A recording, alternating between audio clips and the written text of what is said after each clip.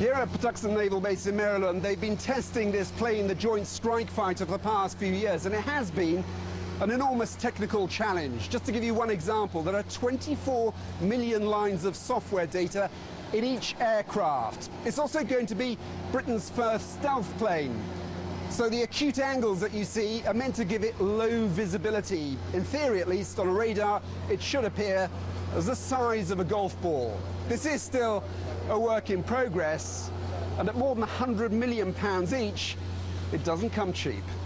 Yes, I have absolutely no doubt this is a fifth generation stealthy STOVL, that's the short takeoff and vertical landing fighter.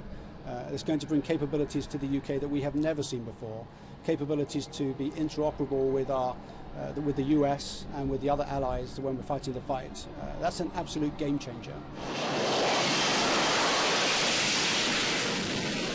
This airplane is bringing new capabilities that we will have never seen before. Well, it jumps into the air, it's ready to go flying, and when it comes back to land, the vertical landing task at sea is pretty much the same as it is ashore, except that you're landing on a smaller spot. The airplane is designed for that, and it does it extremely well.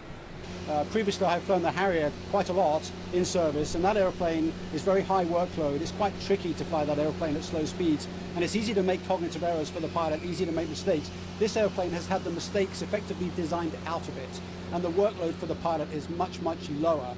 So with simple things like buttons on the HOTAS, which is the functions that are provided for hands-on throttle and stick, which means I have functions on buttons under my fingertips which I can deploy to put the airplane into a perfect hover, or I can deploy to slow the airplane down from my normal flight speed down to the hover ready for a vertical landing, and I can set the airplane up in a descent, a constant descent, so that it comes down without any further inputs from me as the pilot, and it takes a lot of the workload out of it, which means I can really focus on the mission.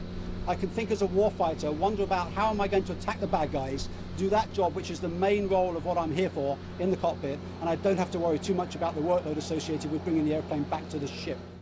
Here at the airfield, they've also fitted this strange-looking ramp, which they call the ski jump. This, in fact, is exactly what will be fitted onto Britain's 2 new aircraft carriers, and it gives the Joint Strike Fighter the lift it will need to take off when it's carrying its full weapons load.